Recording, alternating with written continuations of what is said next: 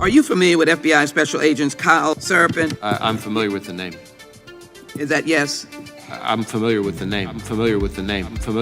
Joining me now is a frequent guest of the show, former FBI Special Agent, whistleblower as well, Kyle Seraphin. Let's bring in Kyle Seraphin. He's the FBI whistleblower who helped expose government censorship of our First Amendment rights. Now, we only have this memo because a recently suspended FBI agent called Kyle Seraphin brought it to the public, and we're grateful that he did. Kyle, thank you so much for joining us tonight. He's the host of something that strangely is called The Kyle Seraphin Show. Follow him on Twitter. I'm Sebastian Gorka. I'll call you later. We'll talk guns. We'll talk optics. Perfect, man. God bless you, brother. Thank you for standing up for the truth, man. Thank you for coming on. Thanks. Well, so Kyle, thank you so much for joining us. Great chatting with you. Kyle Seraphin, thank you. Kyle Seraphin, I can't thank you enough for speaking out. I knew you guys were out there, and I knew it was just a matter of time, but you got a lot of guts putting your face and your name to this. You're doing a service on behalf of the American people, and from the bottom of my cracked and broken heart sometimes, thank you very much.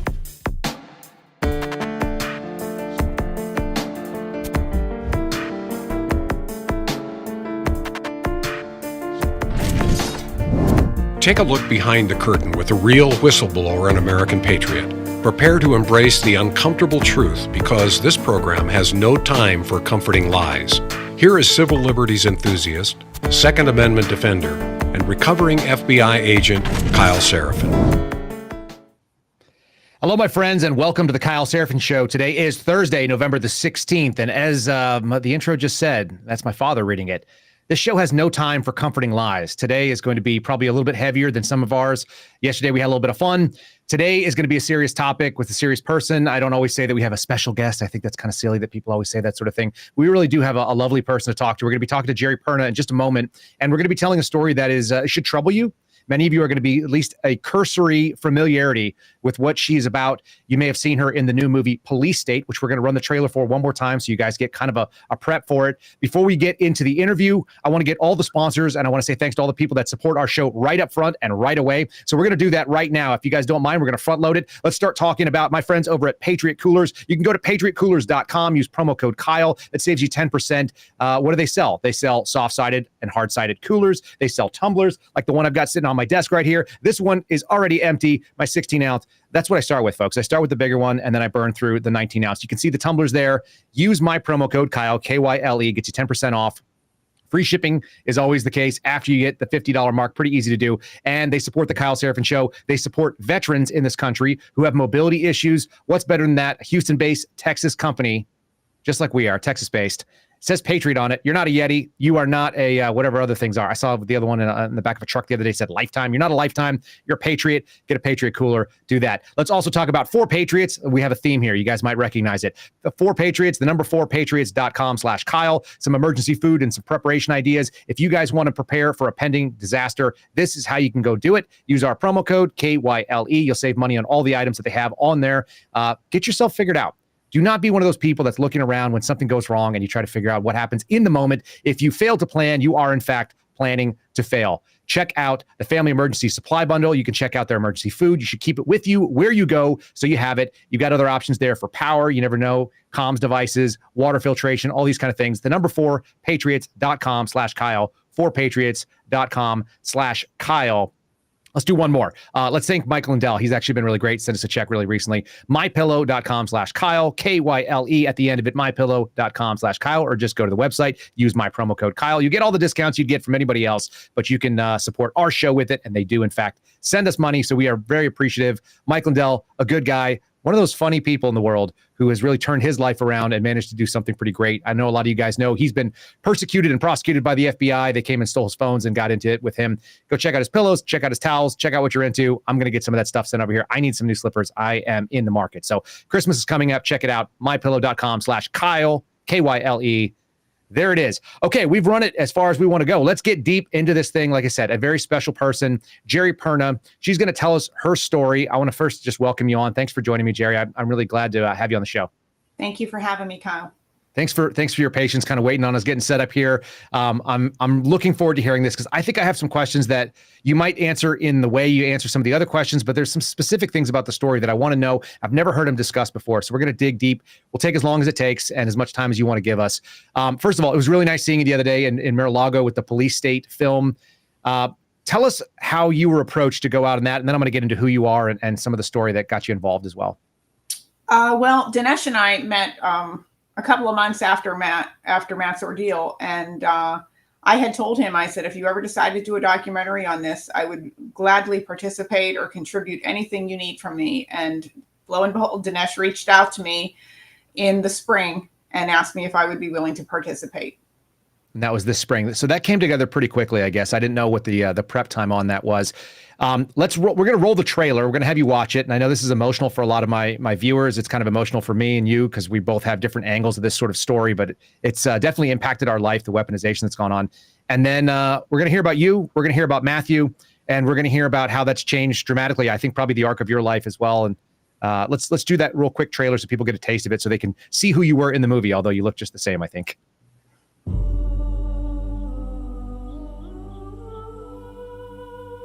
honor you, Father, for all that you've done for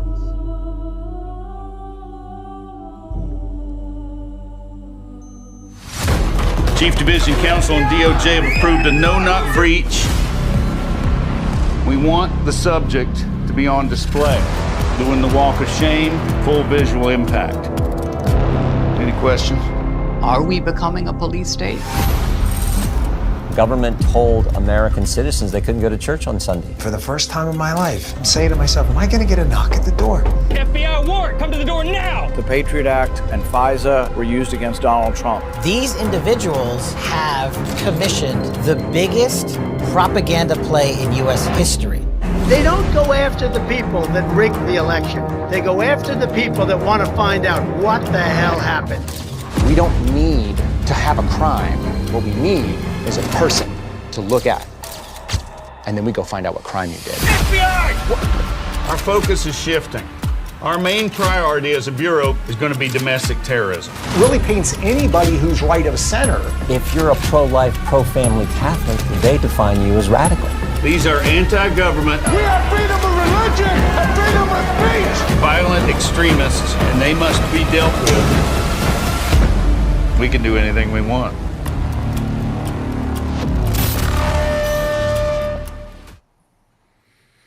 It's really hard to watch that. I want to start with who you are, Geri, as a person. Let's start back with that story, and I know family is going to be part of that. So tell people where you're from and where you grew up, if you would. Well, I grew up in Pennsylvania, a small steel town in western PA. I was there most of my life, and about 6 years ago, I moved to Florida. I got tired of the politics in Pennsylvania. I needed a change. I needed a change of scenery. I needed sunshine, and I moved to Florida. My family still resides there. I travel up there less often than I used to, and I am the aunt of Matthew Perna. Now, let's talk about family a little bit, because that's, I think, so relevant to this story. You mentioned that your nephew is Matthew Perna. We're going to talk his story as we do it. I want to kind of get the background of how your family works. Maybe you could talk about the home that you grew up in, and are you was it a brother or sister that is the father or the mother of Matthew that you're related to? Just kind of that whole dynamic. As I said, I grew up in a steel town, and my dad worked in a steel mill, just like most people's fathers did up there. Mm-hmm. I had 4 older brothers. I'm the youngest, the only girl. Italian family, very close. Everybody is still very close to this day, and we see each other as much as we can. Both of my parents have passed on, but my brothers and I have a great relationship. We have a slew of nephews and nieces. We were not raised in a wealthy home by any stretch. We were all taught to be hard workers. We had to work for everything we got. All of us had jobs by the time we were 15 years old. And my brothers and all of their kids, were instilled with the same values. We went to church on Sunday. We were raised Catholic, and no one in my family had ever gotten in any trouble of any kind. Everybody held good jobs and has done well in their life. And what was your connection? What was your relationship like with Matthew when he was growing up? I've seen some videos of him in the movie. I think they play some, which are really pretty heart-wrenching. They look like my childhood. It looks like a lot of my friends' childhood, kind of idyllic. Maybe kind of talk about growing up around all those nieces and nephews. Well, Matthew is the son of my oldest brother. My oldest brother is 10 years older than I am. And I was very close to his wife, Matt's mom. She was the sister I never had. So I was around Matt quite often when he was growing up, probably more so than my other nieces and nephews because of my relationship with his mom was so close. So Matt was just, he was just this wonderful child and so inquisitive, always asking questions, always wanted to learn. And he continued that throughout his life. He studied everything. He was very intelligent as a child. He had this fascination with the American flag at a very young age. I don't know what it was, but every time he saw one, he would point at it. If it was on television, he would point it out. And he liked wearing red clothes, red and blue clothes. And it's funny because most of his baby pictures, you'll see him wearing red, white, and blue often. And he grew up loving this country. And again, he was raised with the same values that his father and I were raised with. Had a job at a very early age, went on to college, and was just a very hard worker. What kind of interest did he have when he was in high school and in college? Kind of, what was he interested in? And, what kind of things did you see him spending his time during those? I want to know what the people are behind the headlines more than anything else. Matt loved basketball. He was very tall. He loved playing basketball. He never played it like on a organized college team or anything. He played it in high school. He loved music. We were all raised with music in our house because my father played piano and he taught all of us how to play piano. And Matt's father excelled at it, so much so that he got a degree in music, and he instilled that love of music into his kids. And Matt played piano as well as saxophone. But he had this itch to travel. Matt loved to travel to other places, and he did. He traveled the world, and that was one of the things he loved the most. He loved meeting other people from other cultures. He loved learning about other cultures, trying their foods. He was just a very diverse person. It sounds like he probably was pretty open-minded. What kind of places did he go to? What kind of experiences did he bring back and relate to you? Matt liked to visit countries that most people didn't want to visit. He visited Vietnam. He went to India. He was in Peru, Thailand, South Korea. He did make his way to Italy and Poland. But when he went to a town, he didn't like staying in a five-star hotel. He liked staying amongst the locals. He would rent a room or something, or like an Airbnb, where it was not the most expensive one. He wanted to be where the locals were. He wanted to get the true experience everywhere he traveled. And he did just that. What year was Matthew born? Do you know, or roughly within? Matthew was, let's see, 37. I can't remember. Mid-80s? 80s. Mid-80s. Okay, so he grew up, and he's probably was the age of my younger brothers, sisters, and things like that. So I'm just trying to give people a context, the America that he grew up in. And maybe the America that you grew up in, you can talk about that as well. Because I think that we have a very different country, especially after just watching that trailer for Police State, than I grew up in and than I imagine you grew up in. We came from different parts of the countries. Maybe talk about the view of America. He loved it. He wore the American flags. I think I had some of those too, to be honest with you. Right. I'm curious about how that sort of evolved, but what was America like when he was a kid in your recollection? I was just having this conversation with somebody the other day, and they were saying, don't you wish we can go back to the 80s? I do wish we can go back to the 80s, because the 80s was before the internet and social media started. Life was much simpler then. Life was easier then, and less stressful. I think that with the development of social media and the internet, it has definitely changed the course for the entire world, not just America, but it has made growing up much more difficult. And I'm thankful that I grew up at a time where we didn't have that social bullying and social media bullying and things of that nature. And Matt grew up during that time as well. Matt had a very soft heart when it came to people. And I think part of this is because Matt's aunt on his mother's side was severely mentally handicapped, severely. And Matt grew up with this aunt, and her name was Linda, his Aunt Linda, knowing that Aunt Linda had disabilities. And he was very close to her, and he was very compassionate. And I think that molded Matt in many ways. And it made him a much more loving, kind person. I believe that had an impact on him. Was he an only child? Did he have siblings? He has a younger brother who likes to keep his life private. That makes sense to me. I wish some of us could keep our lives private. I know that's not an option anymore. There is something about that analog childhood. It's so interesting. My wife and I continue to have these conversations about, wouldn't it be nice to be able to go back before anti-social media, before all this, followers and tracking what you're up to, and before all the comment sections and all the other things. It used to be that you have to say something to somebody's face, and it turns out most people have probably not said very many nasty things to your face that they would say on the internet, I have to imagine. At least that's my experience. I would have to agree with that. There are your keyboard warriors, and they can be quite brutal. And, talk about some of the ugliness you've seen out there, because I know you get it. I know I get it. Everybody gets a different taste of it, different segment of society. Maybe kind of highlight some of that. I do. I get a lot of that. And I get a lot of anonymous emails sent to me with words that are just so hateful and so obscene. I can't even repeat them out loud.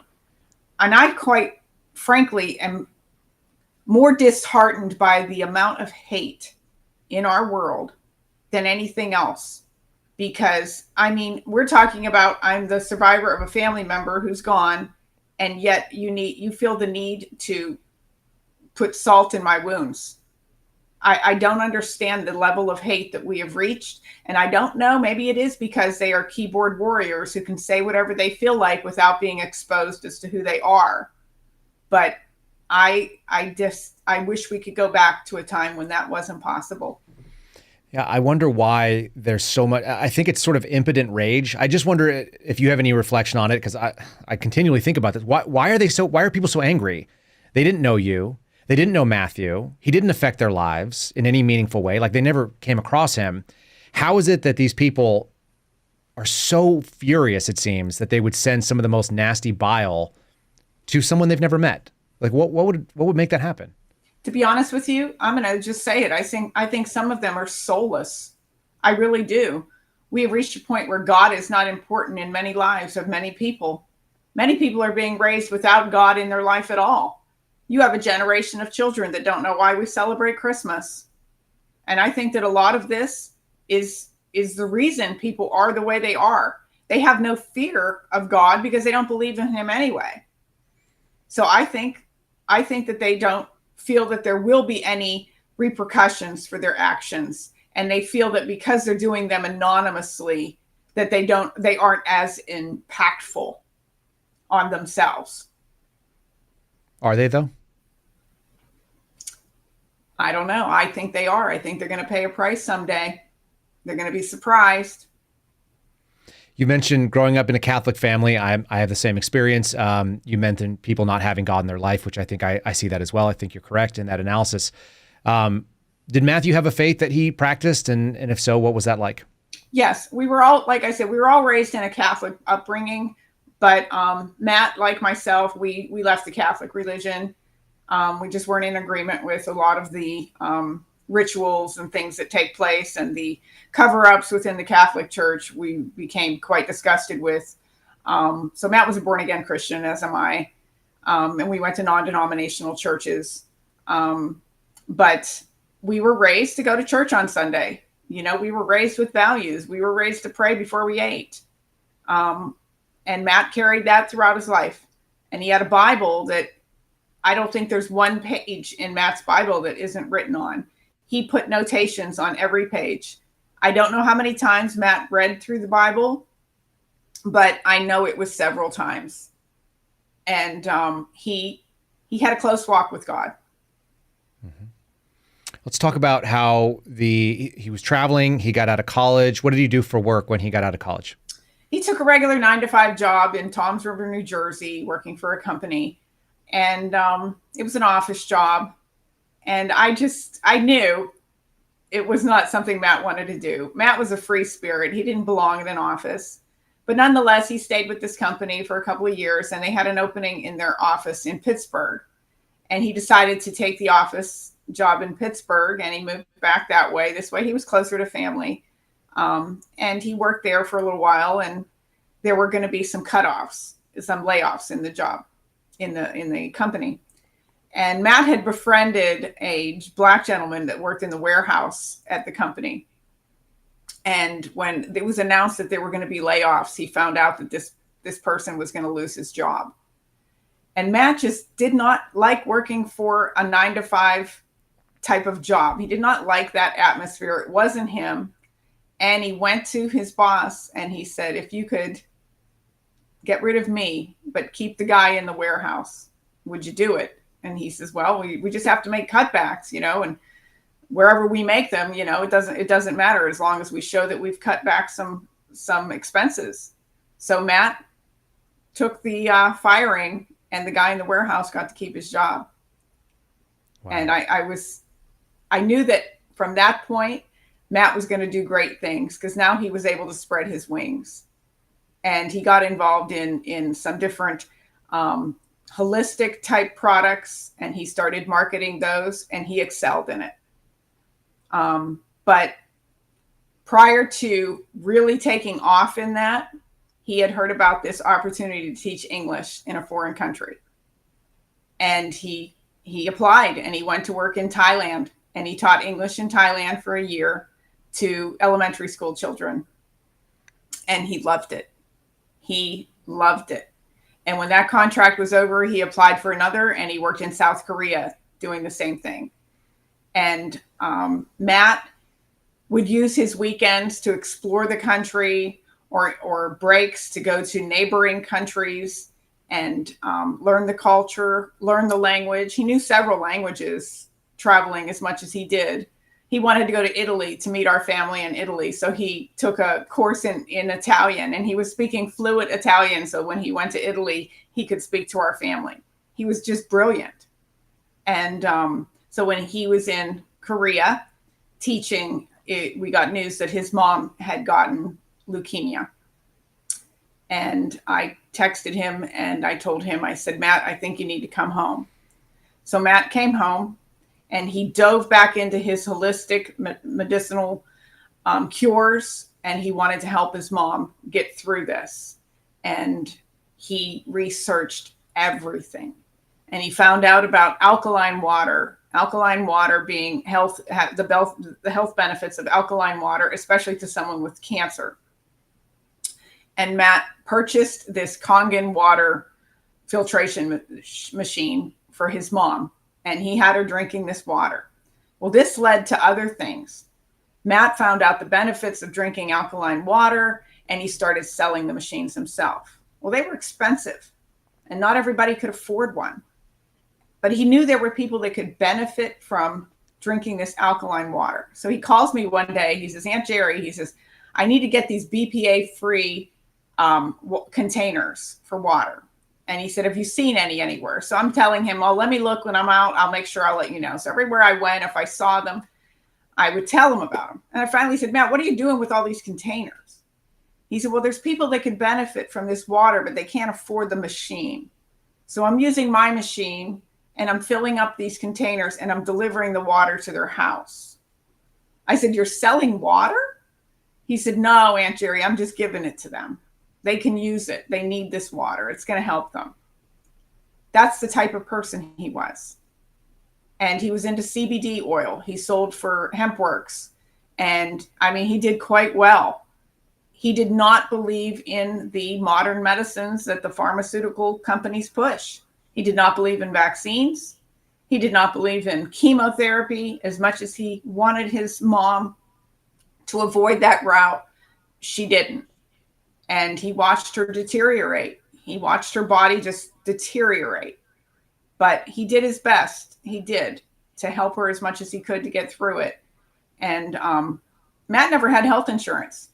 He never believed that he would go to a hospital or a doctor for anything. And he never did. He was quite healthy. But yeah. That's And I think that's the question that so many people, myself included, I come from this sort of investigator background where I'm always like, what's the story there? And when I heard kind of the Brandon Straka, who we'll talk about in a little bit, and was sitting on a panel with you in front of some members of Congress, he answered it very briefly for me what it was. And so I kind of knew where that would go. But I think a lot of people would look, they say, look, why is his aunt the one who's out there speaking on his behalf? And that's the story. The story is that his mother's passed away, and she was your dear friend, it sounds like. She was very close. Like I said, she was the sister I never had. She had come through a bone marrow transplant. She was doing great. She was down to only having to go in to have her blood work done every 2 weeks just to check her levels. It was on a Sunday. I was on the couch with her watching movies at her house. And she told me she had a doctor's appointment on Monday morning. And she went. And it was supposed to be an ice storm that day. And they got a late start. And the appointment was in Pittsburgh. So they told my brother, you know what, just leave her here overnight because we don't want you driving home in this ice storm later on, and pick her up in the morning. So my brother went home. In the morning, he called down to tell his wife that he was on his way to get her, and she didn't answer the phone in her room. And he called again, and the doctor answered the phone. And he told my brother, he said, I'm sorry, we're having some issues here. Your wife is having trouble breathing. We'll talk more when you get here. And he hung up on him. So my brother and Matt's brother, they jumped in the car. They drove down to Pittsburgh, and he calls me on the phone. And I was working at my shop, and he says, we have a problem. I said, what's going on? He said, they want to put her on a ventilator. I said, a ventilator? What are you talking about? I was just watching TV with her on your couch yesterday. What's going on? And they thought she had contacted pneumonia. I said, this is impossible. And I said, what do you need me to do? He said, I need you here with me. So me and two of my brothers jumped in the car in the middle of an ice storm that came later that day. And we drove to Pittsburgh. And we walked in, and there was my sister-in-law laying on a bed with 15 tubes coming out of her, including a ventilator. And my brother was just sobbing. My nephews are sitting on the floor, just didn't know what to do. And here we later found out that she had been given bad blood. There was a bacteria in the blood. It gave her a blood infection. And she died that night. Whoa. And we couldn't believe it. And everything that Matt had felt about the pharmaceutical industry and the hospitals and the doctors came true. It was true. And he blamed them completely for his mom's death. Yeah, I can imagine that. There's so many instances of medical malpractice and malfeasance and mistakes that go on in this country. And I think a lot of people don't realize how many they are. But your story is one of 500 plus thousand, I think, if the numbers are correct. I mean, it's one of the single biggest causes of death is just accidental bad treatment in traditional, what we call traditional medicine now, but it's really just Western medicine. I think a lot of people are starting to open their eyes up to that. What year did this happen, if you don't mind me asking? That was 9 years ago. Okay. Yeah. And I wanted to dive back in. When you said that Matthew was overseas and he was teaching English, which sounds like a wonderful experience for somebody to be involved in. Were you in contact with him when he was overseas? Would he call you and do FaceTimes or Skype or any of those things? We would do texting, and we kept in touch on social media, on Facebook.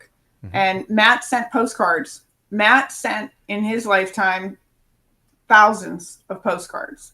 And I don't mean a type of postcard where you get and you say, oh, having a great time, wish you were here. No, he sent beautifully written postcards to give you that feeling like you were there with him, experiencing the things he was experiencing.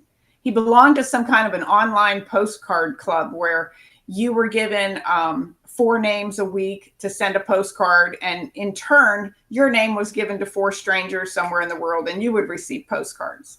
So this got Matt on this postcard kick, and he sent postcards to everybody he knew. And I'm still getting people sending me pictures of the postcards that they had received from Matt at one time or another. That's a really special gift to be able to still have. This is not someone who fits into the profile that most people would think of as we're hearing over and over the dehumanizing language towards people who supported President Trump, the maggots, and people are saying things like MAGA extremists and all these ugly things. I wanted to dig into the story because I know there was so much more there. I know what a kind person you are since we've met a couple times in person and how much this moved you. So I appreciate you sharing some of that.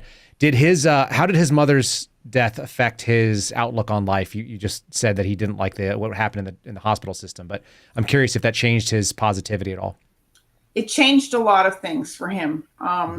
His father has Parkinson's, and of course, he had just lost his wife. It was devastating, and Matt had decided at that point that he was going to stay close to home. He wasn't going to work abroad anymore. It changed the entire course of the rest of his life. He didn't want his father to be by himself because his brother already worked in another part of the country. And, he didn't expect him to give up his job and move back to this decrepit former steel town. So Matt decided he would stay where he was at and he would somehow try to expand his business. And he did. Like I said, he did quite well at it. But he wanted to be there for his dad. And he was. And he's not the typical January 6th story that the media likes to portray. He was the exact opposite. He wasn't a political person. He did manage to get a networking group started in this small town. You have to understand, this town is very depressed. Businesses have shut down, empty buildings everywhere. Since the steel industry is no longer their primary source of income, there really isn't a lot to keep anybody there. Kids graduating high school and going off to college don't come back to live there. So it was kind of sad that Matt had to go back and live in this town, but he just felt like he needed to be there for his dad. And he was, up until, of course, January 6th. Yep. As we're hearing the story, I'm curious, was there any romantic involvement in his life over that time that you could speak about? He did. Matt had different girlfriends. He had a girlfriend in Korea that she wanted to get married a little too much more than he did. So that one didn't work out. And then he had a girlfriend in Pennsylvania, but up until January 6th. And then when all of that went down, she broke up with him, and he was quite devastated by that. She was definitely not on the same playing field as he was politically, and it caused a clash in the relationship. And then he met another girl online in Florida, actually, and they were seeing each other often, through traveling back and forth. But he wanted to get January 6th and this mess out of the way before he could fully commit to her. I think so many people that dealt with that and have it hanging over their head, even to this day, it's like their life has been put on pause and it didn't really change from January 7th, 2021. It's just been a perpetual waiting cycle. Like, they can't make big decisions. They don't want to buy houses. They don't want to move families because God knows what's going to happen next. I think that's pretty common. Exactly. You said girlfriend broke up with him over the January 6th thing. We're similar age bracket. At least I remember a lot of the things. I don't remember people getting into relationships and having politics come between them in my childhood, in the 80s and the 90s. I don't remember that being a thing. Is that something that's new to this country? I think it is. I think that people are choosing their partners based on their political beliefs, to be honest with you, because at the end of the day, you got to live with this person. And if you're not on the same page politically, and I hate to use the word politics, Kyle, because I was just saying this to somebody else, like the state of our country right now, it's a sad state of affairs. Mm-hmm. And when you start talking about things with people and you start explaining to them your feelings on what's happening, and they put up that, I don't like to talk about politics. We aren't talking about politics. We are talking about the future of our country. We are talking about the next generation of children. And we're not talking politics. These are things that need to be discussed. So if you're with a partner who is on a totally different page than you, I really don't see how it's going to work. I really don't. I wonder if we're not talking politics at all, if we're just talking about agreed values, like we don't agree what America means anymore. Exactly. It's not politics. It's not a Republican Democrat thing anymore. And I think people need to realize that and start waking up that we need to save our country, politics aside. I have a video coming out soon. It's kind of like one of these little animated PragerU type things, and they've done it with one of my sponsors. And the fact of the matter is it's my belief that progressive leftism is in fact more like a religion than it is a political ideology. And so we're not arguing about policy. We're arguing about theology and whether or not the government should be God and make these decisions, and whether or not, God should be God, which I think is a conservative position at this point. And so it's a theological debate. It's not a political discussion in many ways. I think you kind of landed on there. I agree. Any thoughts? It's hard to see it happen in this country, though, too. It's really hard to see it since we saw it both ways. I think younger people don't know that. No, I agree. And, we talked about this before, and I'm not an overly religious person by any stretch, but when you take God out of the equation, as they removed God from schools, they removed God from government buildings, they took out the moment of prayer in the morning. When you remove that and you have a generation of kids growing up without it, they don't have the morals that we had growing up. They don't. And their belief system is so different from mine. I am floored sometimes when I listen to what they believe. But I have to say it's because they didn't have God in their lives, and they have no moral compass anymore. Mm-hmm. You remember that movie? There was a movie called As Good as It Gets. It had Jack Nicholson in it. Yes.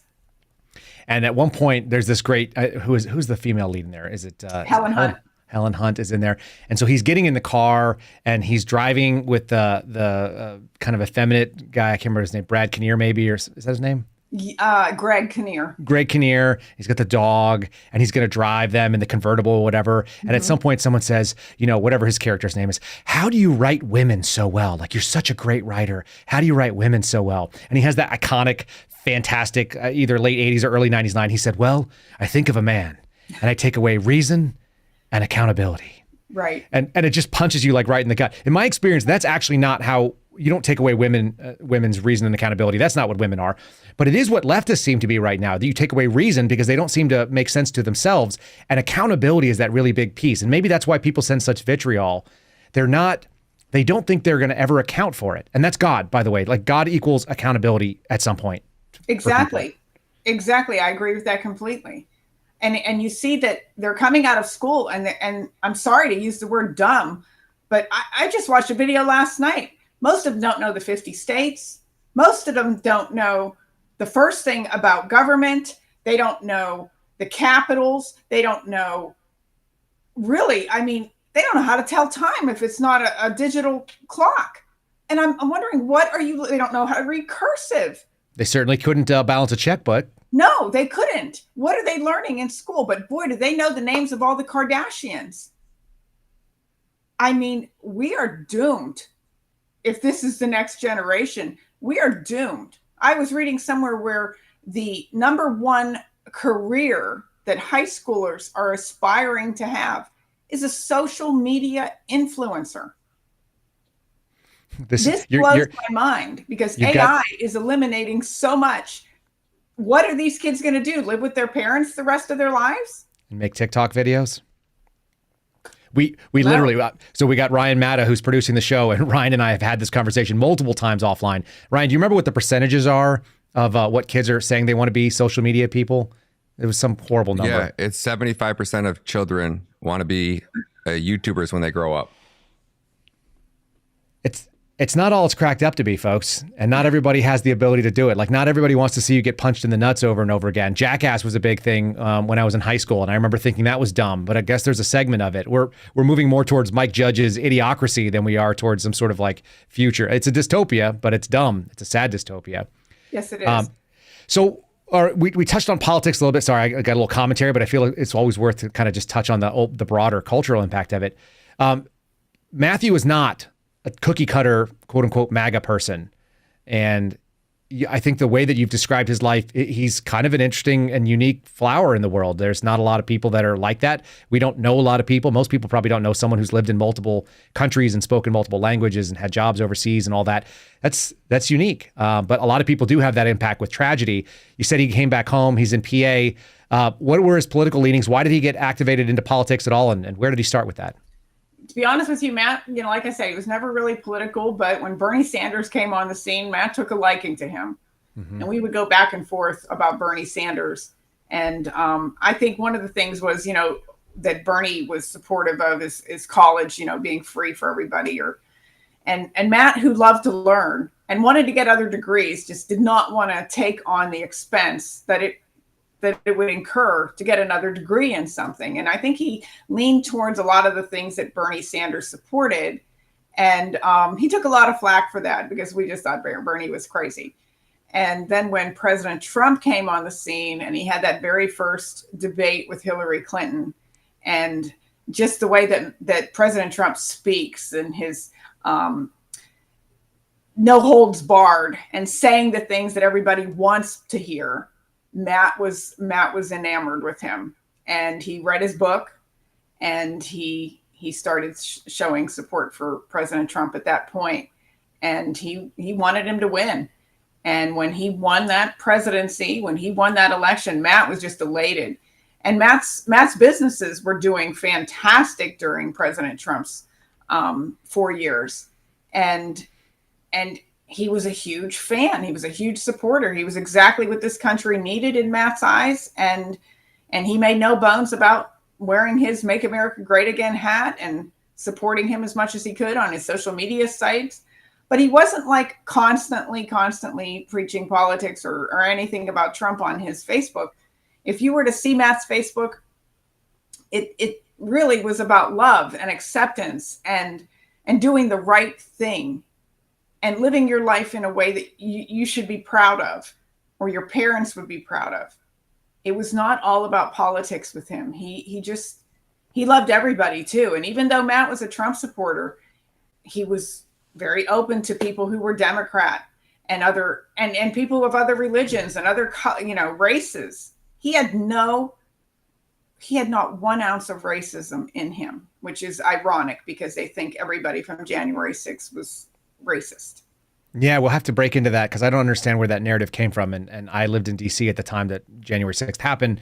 I'm curious, after that first debate, because going from Bernie to going to Donald Trump sounds like a political 180. It sounds like a kickflip, like you do on a skateboard, where you turn around and go the opposite direction. I think that's what a kickflip is. Sorry, I grew up in the 80s, but I didn't skateboard. My curiosity is, did you guys have any discussions about that? Did you feel like he was coming back to the fold, or did he tell you what it was that really impacted him in that first debate that you just mentioned? He never really said what it was, like the main thing. But I will say this, as I've said about Matt, he researched everything. I mean, everything. So when I say he dove into Donald Trump's life, I'm sure he went way back further than anybody else would. He researched everything about a person before he would throw any support behind him. So I think Matt just dug deep, and it was a big joke. I said, "Oh, finally you've seen the light." And when I would say that, it's kind of funny because at this point he knew more about President Trump than I did, because I know he researched him. Do you think there's a common vein of people that dealt with sort of the populism, the popularity that Bernie had, which is that he was saying things that resonated with a large group of people? And the same way that, because he's more, Bernie, for all he is, I think he's kind of a kook, but I know that he's charismatic to people that want to hear that kind of messaging. And I think Trump sort of has that same quality, right? I mean, it's bombastic, it's in your face, non-apologetic, offends certain people. Is that kind of the lure, you think? I think so. I think the fact that Donald Trump was not a politician was one of the main things that attracted Matt to him, because he was a businessman, multi-billionaire, obviously didn't need to line his pockets while being in the presidency. And that was attractive to Matt. Matt was never about money. He was never, becoming a millionaire was not Matt's goal. And when I tell you he could have become a millionaire, that's not an exaggeration. Matt gave away more than he kept. He helped people all the time. And Kyle, we are still hearing stories from people that Matt helped, and not like just on the down low. He didn't scream it from the rooftops that he helped somebody. We're finding out these stories now, and it really blows me away. He was just such a generous, kind person. Again, not what you'd expect from a January 6th insurrectionist. What do you think about those stories coming out at the same time as people are sending you online vitriol, and then people in person kind of telling you the opposite? I wish they could have known Matt. I wish they could have known what we know. I wish they could have seen that he added something to this world. He added something that this world just so desperately needs. I mean, we need more Matts in this world. We do. And I don't know if they're just incapable of listening to reason. I've reached the point where I'm not here to convince anybody of anything. It's too exhausting. We first, you and I first met in person in Houston when they were filming the Police State film. I know we had a brief interaction in the hallway and got a hug. And then you sat down. I'm guessing your interview with Dinesh D'Souza was quite a bit longer than what was shown in the movie. Is that accurate? Yeah, they could, for time's sake, they could only include so much of it. Of course. What were the high points? Was there anything in that interview that you saw cut from the film that you wish people would know about Matt or about his story that didn't get sort of included in the final cut? There was one point when we were talking, and I think they had to change out the batteries in the camera or something. And Dinesh and I were talking, and they put the batteries back in, and we were still continuing our conversation. And I did hear one of them say, "Roll it." They wanted to catch it on camera, and it was something that I had said to Dinesh. And I truly believe this. I mean this with all of my heart when I tell you this. Matt gave so much to this world. He was such a positive force in this world and was so much better than me in so many ways. He had so much more to offer than I ever could. He had a heart for people that I simply don't have. If I could trade places with him right now, I would, because this world needs him more than it needs me. I mean that, Kyle. That's how strongly I feel about the loss of Matt. He was much more needed in this world than I ever will be. And I feel sad that so many people never got to meet him. There's, I think a lot of people kind of have that experience that some of these really beautiful creatures that exist in the world exist for too short a time. And we probably all have one example or another in our lives, and it doesn't seem fair. It doesn't seem just. We don't have to understand it. That's the only upside to a faith in God, is that you don't have to know what the plan is. There is a plan. You'll figure it out later. Right. Or maybe you won't find it out until after you die. But that's kind of what we believe as Christians, which is the solace. And I don't think that maybe that's why they're so angry on the left, that they don't have that. They don't have that faith that they can at least lean on it. I wonder if you'll talk about the circumstances. First of all, what happened, where he was at on January 6th, the details of his case. A lot of these things, they're not all the same. Everybody had a unique experience, just like if you go to a protest and there's 500,000 people, there's 500,000 stories. You just see a big crowd. Matthew was one person in a crowd. Can you tell the story about what happened on January 6th, 2021, and we'll move forward with how that changes the rest of his life?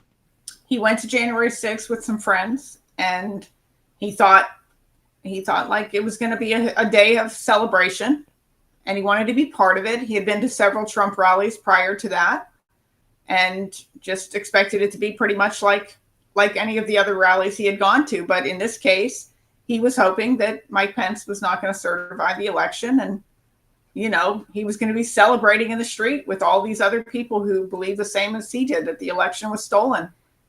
And it didn't happen that way.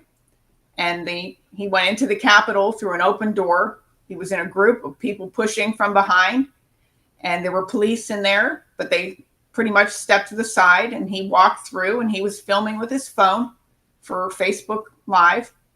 He was in there for 14 minutes. He didn't touch anything. He didn't break anything. He didn't hurt anyone. And he walked out. He went back to his hotel room. He did another Facebook video that talked about the day. That video is actually on my website. You could watch it. And Matt's demeanor in the video was very calm and very cool. And I mean, it wasn't like he was somebody who had just come from this insurrection and he was pumped up and angry. That wasn't it at all. He was very calm, and he was talking about the day. And he said in the video, "Don't worry, this isn't over yet." Mike Pence did prove himself to be a traitor, but don't worry, it's not over. And that was all he said in it.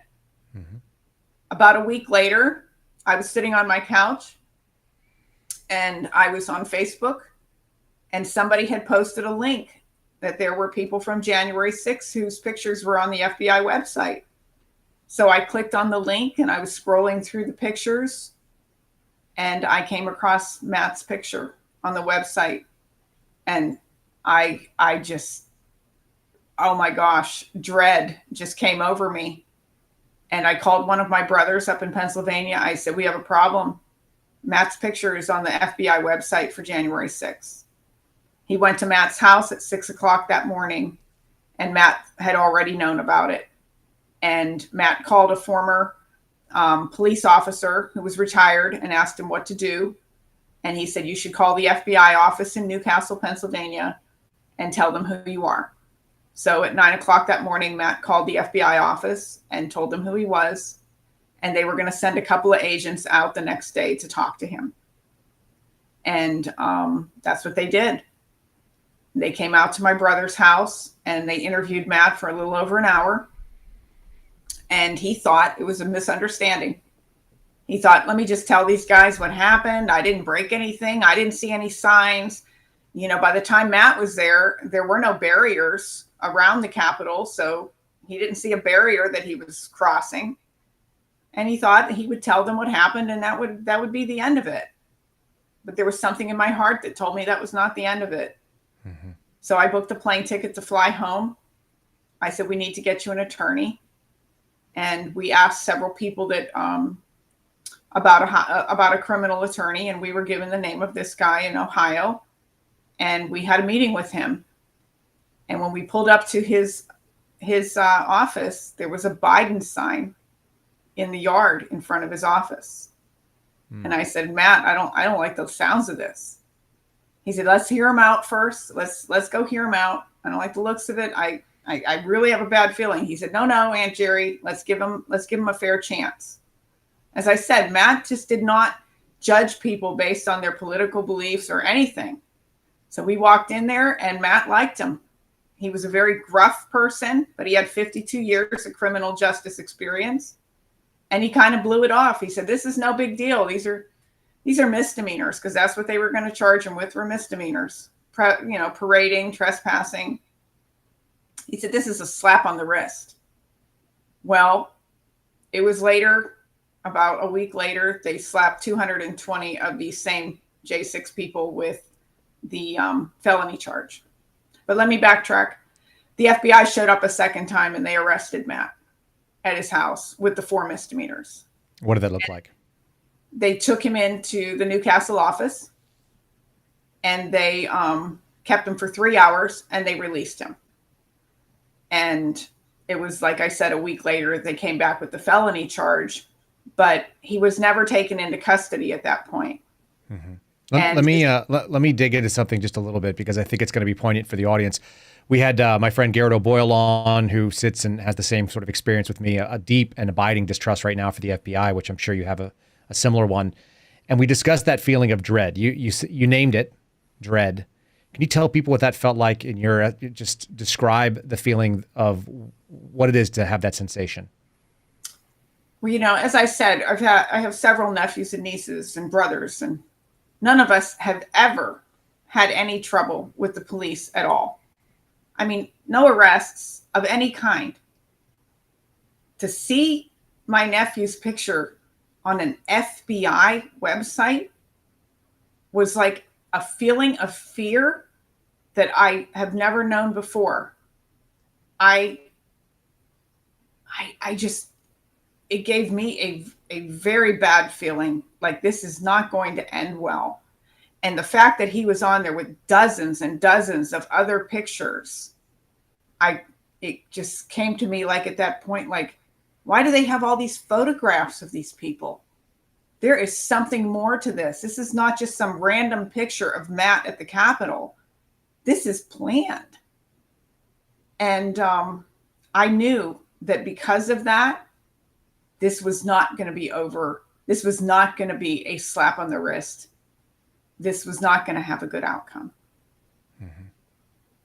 And they came in, first of all, it's worth people understanding too. The FBI came in, did the arrest over misdemeanors, right? And they did a process. Mm-hmm. Took him to the either the field office, the resident agency office, did a processing. He was out a couple hours later. Yes. And I will use this as a moment to advocate on behalf of people for their own safety, because I've had private conversations with my friends who feel like this could be a reality for them. They're like, I'm not going to jail. I'm not going to go sit in the gulag.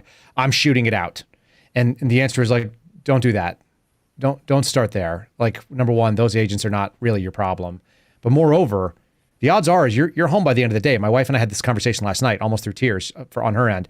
It's like, if they come for me, and I don't know why they would, but I just don't trust them, and I think they could, I'm going to go to jail. It'll be fine. No, it won't even be jail. I'll go sit in a room with them, and I'll tell them to, I want to call an attorney, and I'll come home.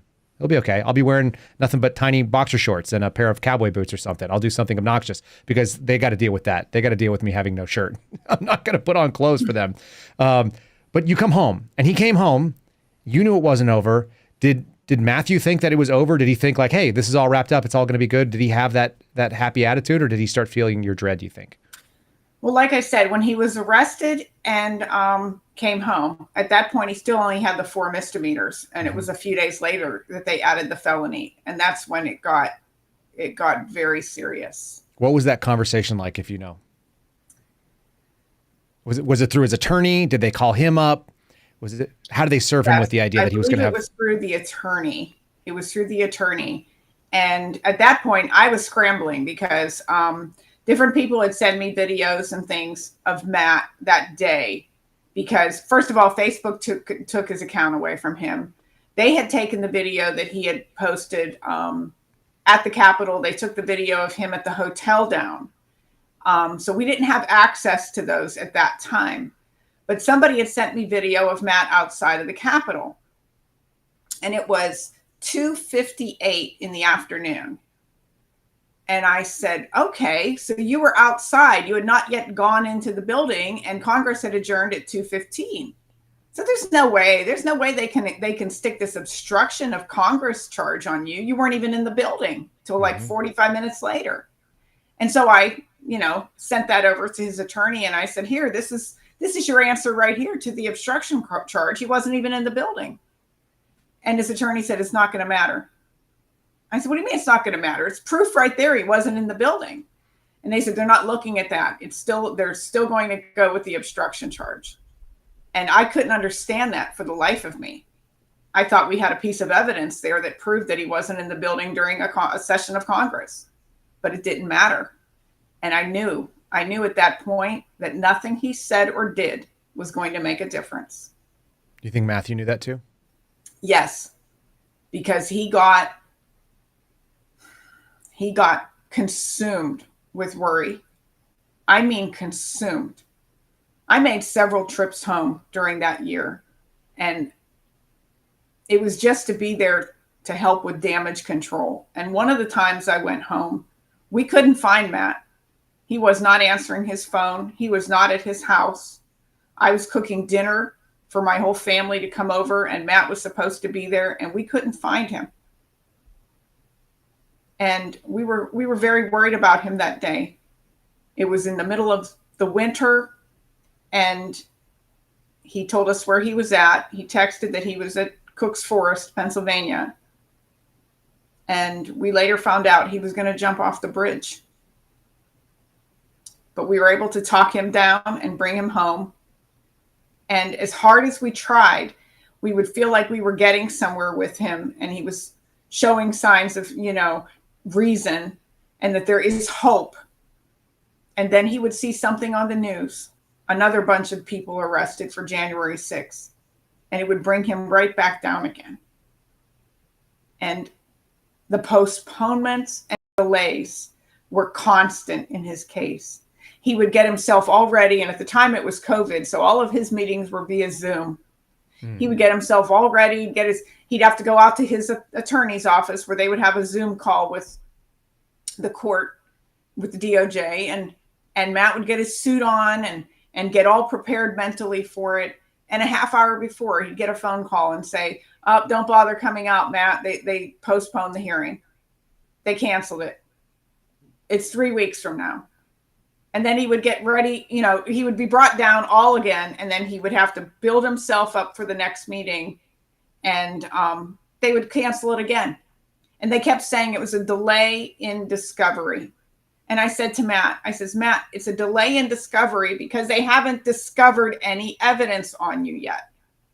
I said, so the longer these get postponed, the better it is for you, because it shows us that they don't have the evidence that they thought they did. I think they arrested you first, And then they were going to find the evidence. And lo and behold, there wasn't much to find. He wasn't affiliated with any Proud Boys or any militia groups of any kind. He had nothing on his phone or laptop that incriminated him in any way. It was clean. And, but it just wasn't enough. He had this looming fear over him. People in the media were talking 20 years in prison for obstruction of an official proceeding. And Matt was worried. He was so worried. And as time went on, he wouldn't go out of his house. He wouldn't go in public. He gave his television away. He didn't want to watch the news anymore. He didn't want to see his picture on the nightly news because the local media was brutal, as well as the local newspaper.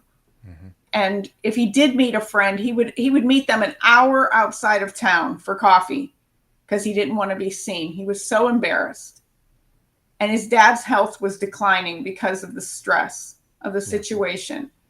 And that was weighing on Matt, something awful. He had this tremendous amount of guilt because he could see the physical effects on his dad. And that was the last person he wanted to hurt. And Christmas was coming. And just before Christmas, he said to his attorney, I need this to be over. What can I do to make this over? And his attorney says, you need to plead guilty. And Matt said, fine. Then I'll plead guilty. He says, knowing that you're your dad's caregiver, knowing that you've never been arrested, knowing that you turned yourself in. He said, these will all weigh very positively on your case. And I feel that you'll get 6 to 12 months in a prison camp, minimum security. And so Matt agreed. And he pled guilty on December 21st. And he came down to Florida. He drove down to see his girlfriend, and then he was coming to our home here. And he came here on Christmas night. He was here for 4 days with us, and he cried the entire time he was here. He was just broken. He was so skinny. He no longer cared about eating healthy. He was drinking Dr. Peppers like crazy, which that was something Matt hadn't had in probably 15 years. Right. He was on this like self-destructive path. He just didn't care. But he was still going to turn it into a positive. He told me he was going to help his fellow inmates obtain their GEDs and maybe work on another degree himself while he was in. He had somebody lined up to take care of his cat while he was going to be away. And they were going to stay at his house and keep his house for him so he wouldn't lose his rental home. And he had it planned out. And then in February, it was the last week of February. His hearing was supposed to be March the 3rd. What was the hearing for? It was for his sentencing. Got it. So he's pled guilty. He said, got it. You broke me. I'm on board. I'm going to do some time for this. Like, I'm giving you the pound of flesh that you're asking for whatever that cost him, which sounds like it was a lot. And then the question is, what is the government going to agree to, or what is the judge going to actually assign based on the government recommendations, correct? Exactly. Okay. And like I said, his attorney kept saying 6 to 12 months. And then which is a hope in your head. You get yourself married to the idea. It's like, okay, I could do a year. Right. It's going to be rough. Well, he was telling him, you have a sympathetic prosecutor and you have a sympathetic judge. Mm-hmm. So you have two things in your favor. And so Matt was expecting this to be the 6 to 12 month sentence. But a week before his sentencing hearing, he called his attorney and he said, I've got a really bad feeling about March the 3rd. He says, they scheduled it on the day of my mother's death. That's the anniversary of her death. And I don't believe that was a coincidence. I believe they scheduled it on that date on purpose. And his attorney says, well, I've got bad news for you, Matt. First of all, they've postponed the hearing to April Fool's Day. And second of all, the prosecution is seeking to add a sentencing enhancement of terrorism. And if, they're going to present this at the hearing, and it basically would try to sway the judge into giving Matt more time in jail. And Matt called me on the phone. It was in the afternoon, and I couldn't even understand him. He was stuttering so bad and sobbing so hard. It was the most heartbreaking conversation I had had with him up to this point. And he said, I must be guilty, Aunt Geri. They keep telling me I'm guilty. Even his attorney had said, Matt, you're going to have to man up and take your punishment on this. And I said, he said that to you? And I couldn't believe it. His own attorney said that to him. It's like everybody had just turned against him. And Matt said, they're going to put me away for a long time. I know they are. I said, Matt, please, you have faith in God. I said, let's wait and see what happens. Don't jump the gun here. We're going to pray. We're going to have faith like you've had faith. God is not going to see you fall. And he told me, he was crying. He says, Aunt Geri, promise me, you'll get my dad to move to Florida. And I said, Matt, I'm doing my best there, but I was not quite understanding where he was going with it. And then he says, Aunt Geri, I'm so sorry you lost all of your friends because of me. And I said, Matt, don't worry about them. They weren't friends. He said, no, he says, I lost your friends for you. I embarrassed you and caused you so much grief. And I said, no, Matt, you're more important to me than anybody else. And I said, I love you so much. I said, we're going to get through this. He said, I love you too, Aunt Geri. And he hung up the phone. That was on a Monday. That Friday at 6:00 in the evening, my phone rang, and it was one of my brothers. And he said, you need to come home. He said, Matt just hanged himself in his garage. It's awful. It's truly awful. And even in that compassionate sort of sensation that he had, he was trying to organize all the things to be ready for. I mean, he took it on himself. It sounds like he took all the burden on. I've been to these scenes. It's the saddest thing. You go there, somebody who's been spiraling, and everyone can see it. Nobody can see it until after the fact. They go, God, of course, but nobody knows. You can never know what's going on in someone's head and how desperate it must have felt. And I'm sure it must have felt absolutely desperate because you have the whole weight of the federal government on him.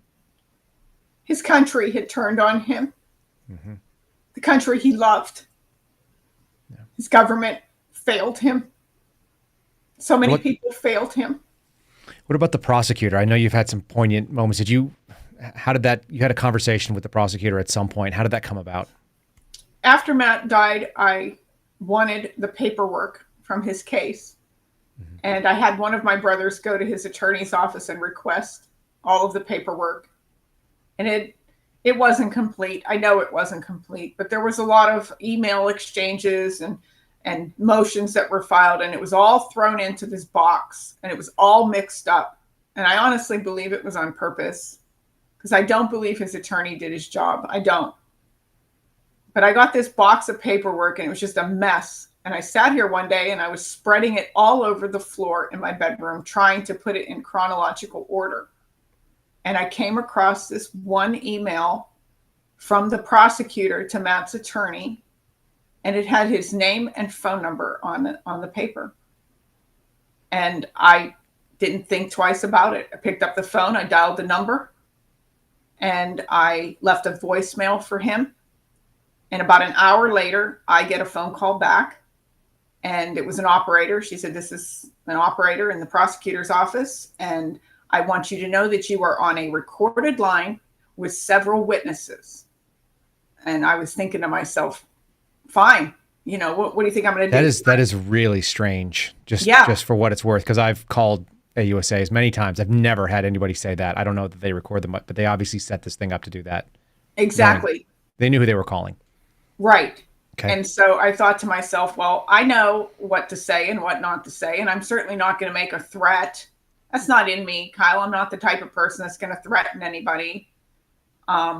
So it took a couple of minutes, and the prosecutor picked up the phone, and I told him who I was, which I know he knew who I was. And he says, well, let me just start off by saying that myself and many people in our department, and I'm assuming he means the Department of Justice, were very saddened to hear that Matthew took his life. And I said, you and the people in your department are the reason Matthew took his life. And I said, I don't understand for the life of me, knowing everything about my nephew's case, how you could have come up with this enhancement for his sentencing hearing, this terrorism enhancement. And he said, if Matthew just could have waited another month until his hearing, I don't believe the enhancement would have stuck with his judge. And my heart, I can't even tell you, it was just empty. Because at that point I knew that this was just an idle threat that they made. And my nephew acted upon that threat. And this guy didn't even think it would have stuck. It was political posturing. Yes. And I said, do you understand that it was that threat that caused my nephew to hang himself? I said, what is wrong with you? What did I he said, say? these are human beings that you're dealing with. And our family is never going to recover from this. And I hope that when you go to bed each night, my nephew, Matthew Perna, will be the last person you think of every night when you close your eyes and the role that you played in his death. And I hung up. No response. You didn't hear anything responded. How do you think that was received, out of curiosity?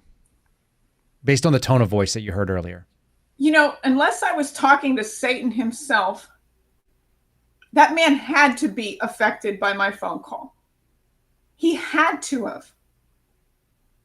And another thing that I did after, I think it was after that phone call, I sent a letter to Matt's judge, registered mail. I wrote him a letter. I told him who I was. I told him about Matt and what a wonderful person he was.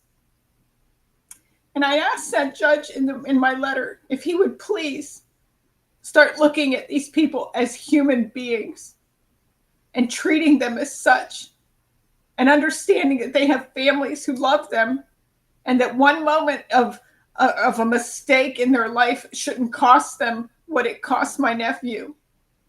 And I said, please, I beg you, in the future when these people come across your court, have mercy on them. The mercy that wasn't shown to my nephew. Mm-hmm. I don't know if that impacted anything, but I will say this. There was a person that reached out to me on Twitter about a month ago. Young guy with 2 children, a beautiful wife. And he reached out to me because he had the same charges as Matt did. And he felt very desperate. And I get a lot of these, Kyle, where people from January 6th are so desperate. Mm-hmm. And I tell them, please, taking your life is going to leave a destruction in your family that they will never recover from. You don't want to do that. And this guy had 2 beautiful children and a wife. Matt didn't have any children. He wasn't married. I can't imagine the impact that would have on this guy's wife and children. He says, well, the reason I feel such a connection to Matt is because I have his same judge. He said, I have the same charges, and I'm feeling just as desperate as he is right now.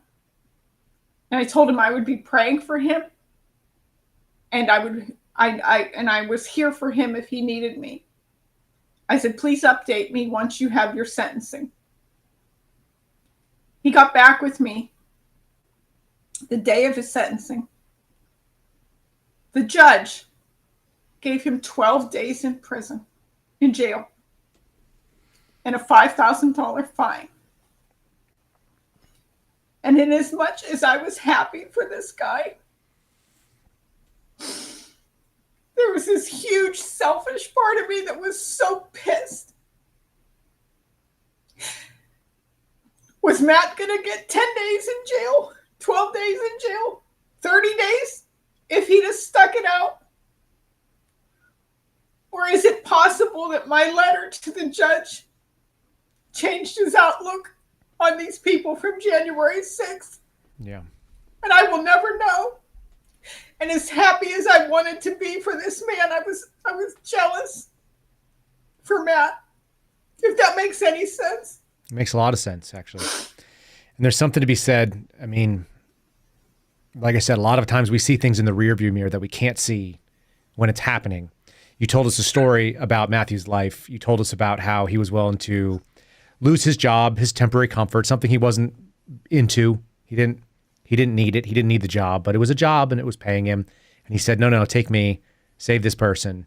And in some ways we can see a parallel in a much bigger way, obviously, with, is that a sacrifice that he was put on the earth to be making and save this man with these kids? Maybe that's some peace. It's horrible. It's such a hopeless scenario to imagine the weight of the federal government. And so many of these people, I think, are they're all by themselves. And that's the scary thing. There's not another person that is experiencing exactly the same police state actions. I'm going to tie this back in, but they're not experiencing it. It's the saving grace for me and my friends. I felt those feelings of dread. My buddies and I are all carrying the same boot at the same time. There's more of us. And Matthew was all by himself and got crushed, literally crushed, emotionally and physically, and wasn't able to bear the weight, which is incredible. I mean, nobody can know it until you know it. An unknown amount of time with an unknown amount of non-human interaction. We talked about social media earlier. Zoom calls to decide your fate for God knows how long. Right. It's so impersonal and it's so inhuman. It's the opposite of what our scenarios and our government was set up to do. Of the people, by the people, with a jury of your peers. It's none of that. That didn't happen for him. No, and it doesn't feel like justice at all. Try these people. They're not given their due process. Right. You're talking about people who haven't had their court day in court yet. It's been almost 3 years. There are people that are sitting in jail waiting for their court hearings when, under normal circumstances, they would not have been sentenced as long as they've been sitting in jail. I mean, it's beyond the scope of your constitutional rights. We're past that. They're being ignored completely. Yeah, this is a human dignity issue. Yeah, it's not about what something in the Bill of Rights says, which is pretty formalized. We're talking about what's decent and what's okay, what's right and righteous. And the other thing is, Kyle, they're pleading guilty because they're not going to receive a fair trial in D.C. Right. And, Louis Gohmert drafted the Matthew Lawrence Perna Act of 2022, and Marjorie Taylor Greene had co-sponsored the bill. And part of that bill includes allowing for a change of venue, because these people that have been charged in January 6th are being made to have their trials in D.C., a Democrat city. They're not going to have a fair trial. And so they're pleading guilty. And I believe with all my heart, this is exactly what the Department of Justice wants. They want you to plead guilty. They want you to admit you did something wrong, even if you know in your heart you didn't. And what's the first thing the people on the left say? Well, they pled guilty. They must have done it. I still get it on my Twitter feed. Well, he pled guilty. Your nephew's guilty. He was just a coward, and that's why he killed himself, because he didn't want to serve out his sentence. It's ghoulish behavior. Comments I get. Yeah, it's soulless. I mean, it really is. It's just absolute ghoulery. But the sad thing is those are the same people that would say just because someone pled guilty, and if they were black, they would lionize them and say, well, that's because the weaponization of the justice system against them.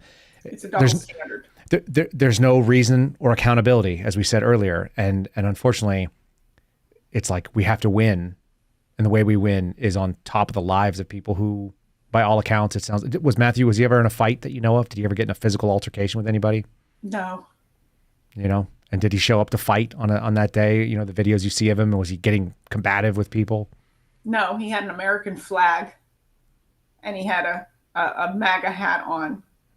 Right. He didn't show up with plate carriers and body armor and an AR-15 strapped across his chest. He wasn't there to take over something. I mean, we hear these stories. Like I said, it was obvious to me as someone who was investigating. I mean, I don't know what I would call it. I was just getting leads. It was leads from people who just seemed like assholes in the world. And they were just saying horrible things about people that they barely knew.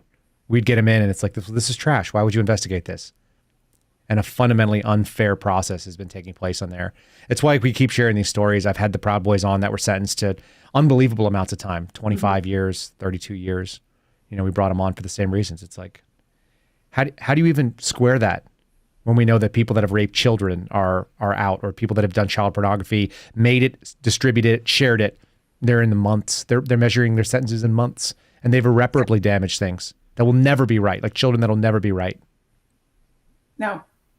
And they're getting that slap on the wrist that Matt was promised. A slap on the wrist. How do you this is unprecedented.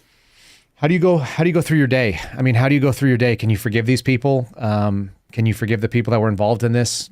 Is that something you're working towards? You know, they say you have to forgive your enemies. You have to forgive them. I find it very difficult. I want to see justice. I don't mean in a monetary way. I want to see the people accountable, held accountable. I want to see that in my lifetime. I would love to see the truth come out and the people behind this entire setup be exposed. But I think you and I both know that's never going to happen. It's not going to happen. So I guess maybe someday I'll have forgiveness in my heart for what was done to him. But it's not anytime soon. This is all too fresh. Our family has to live with this every day. You know, everybody has a little bit of guilt in them. I should have done more. I wish I could have been there. Or maybe had, for myself, when I talked to him on the phone that day, I should have booked a plane ticket. I should have flown home. But who's to say that the minute I got back on a plane to come home, he wouldn't have done it then? I couldn't be there to hold his hand 24 hours a day. Right. And I feel guilty about that. So I try to help other J6ers as best I can. And, you know, I was on Twitter, it was last month, and I put a tweet out there that if anybody needs somebody to talk to from January 6th, please just send me a DM. And somebody came on and said, well, you didn't have a very good track record with your nephew. Why would they bother? And there's days I'm defeated. Yep. There are days I am so defeated. But there are days I am so angry that I will fight as hard as I can. And so it's a roller coaster. Yeah. It's probably going to be like that for a long time, I think. You're experiencing something, and I think this tells an important story, because I think a lot of people probably were like, well, why is his aunt the one talking? I'm glad that we were able to put that out there. Like I said, I haven't heard it anywhere else. I knew there was the story there behind it. I wanted people to be able to experience that, at least a little bit, of how close your connection was, and that your sister-in-law was someone that was that close to you, and how you've kind of come to be standing in and be an advocate for Matt in his scenario, which is really important. We can't let these stories fall apart and fall away from the public. I wonder if you can kind of talk about, maybe as a wrap up, how, and I'm sorry, I'm looking off camera. I'm just trying to just kind of compose my thoughts on it. But how does your experience seeing what happened to your nephew affect your view of what this country means to you and your family at this point? And maybe if you can differentiate the difference between what our country is and means and what this government is and does. And maybe you can kind of reflect on that in the nature of, I know we both participated in this movie, Police State. We all have kind of a different experience of what a police state is and why. So maybe you can kind of wrap it up with that sort of thoughts. I no longer have the pride in this country that I used to have. We have a flag in our backyard that flies, and I would change the flag out every 6 months. Living in Florida, they don't last quite as long down here with the salt air. Right now, my flag is flying completely torn and tattered, and I will not take it down. I will not change it to a brand new one, because we are a country in distress. Matt's dad's flag is still flying the way Matt put it there, upside down in his front yard. The flag flies upside down in my brother's yard right now. I hope to goodness that we get a president in office this next term who knows what they're doing. I hope it's President Trump. I hope he pardons the January 6ers. Not that it's going to give them back their lives, but at least it'll exonerate them. We are in a police state. We're not headed towards one. We are in one. And I think it's so subtle at times that people don't realize it. They don't realize the censorship is all part of a police state. It's no different than visiting a communist country. I was in Cuba a few years ago. We went down for just a curiosity trip on a weekend, 3 days in Cuba. I never understood communism until I visited Cuba and how subtle it is. It's not people walking the streets with machine guns and body armor antagonizing people. That is not communism. Communism is going to the grocery store and only having one brand to choose from. Communism is not having any internet service or watching television and not knowing if it's a soccer game that's taking place now or was it one from a year ago. The propaganda is unbelievable. So when I say we're in a police state here and people are oblivious to it, it is these subtle things that are taking place that are causing people to not realize that we are limited. We are not free anymore. We're not free to do the things we used to do. We're not free to speak out about anything that we want to talk about, especially if it goes against the grain. We are being watched. And the sooner people wake up, the sooner we'll be able to get our country back if it's possible.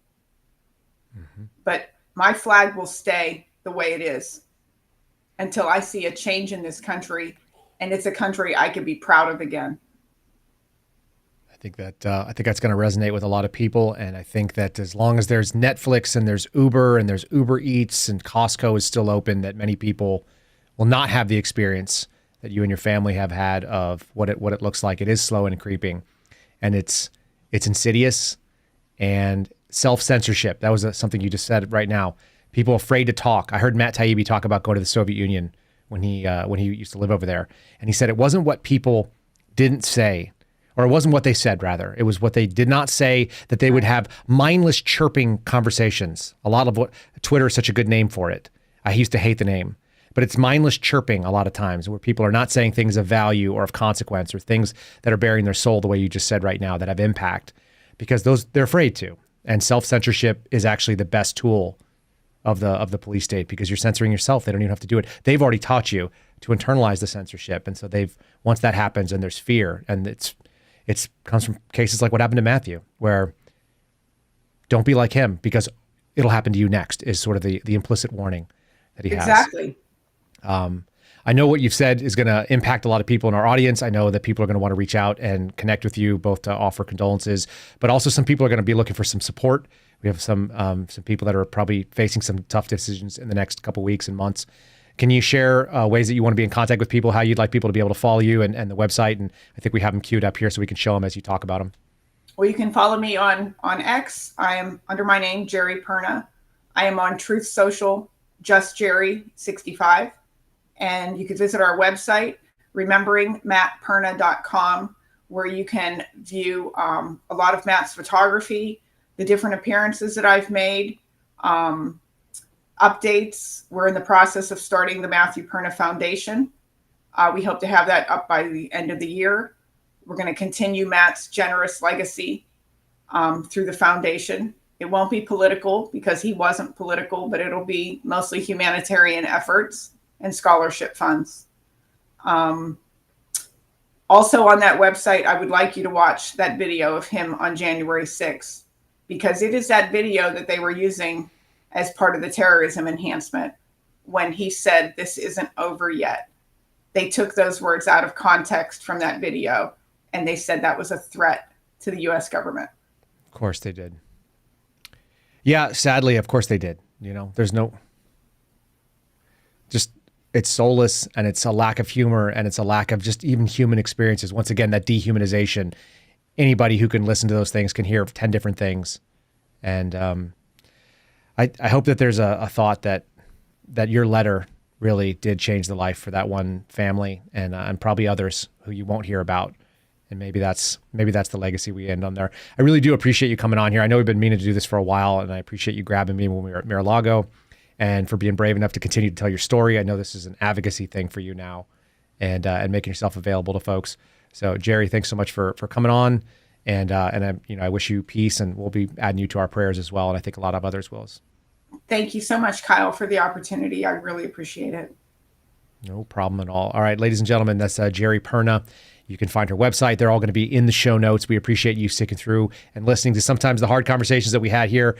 Not all of them are funny games. Yesterday was pretty good, pretty fun. But just like earlier this week, we started off talking about that note of dread when the federal government comes to knock on your door or crush you.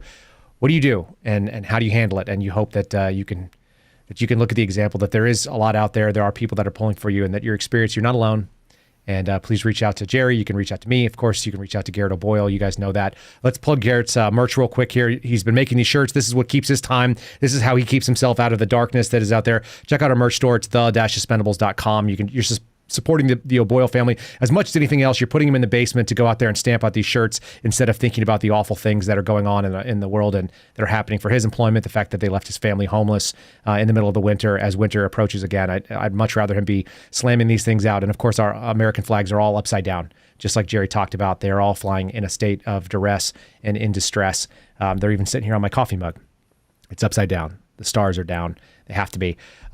I will also encourage you guys, if you want to check out our friends, our sponsors at Catholic Vote. You don't have to be a Catholic to know. It keeps you knowing what's going on in the wider world. There is a lot going on in this world. It's worth knowing that the stories are many, and the hope is not fleeting from this country, although we are all obviously dealing with an uphill struggle. So go in them, and they are fighting the FBI currently right now. You'll see there's another friend of ours from Police State, Mark Haupt. He's going to be running for office. He's taken his turn where the GOJ came after him, and they are running a campaign right now to unseat a former FBI agent, no less.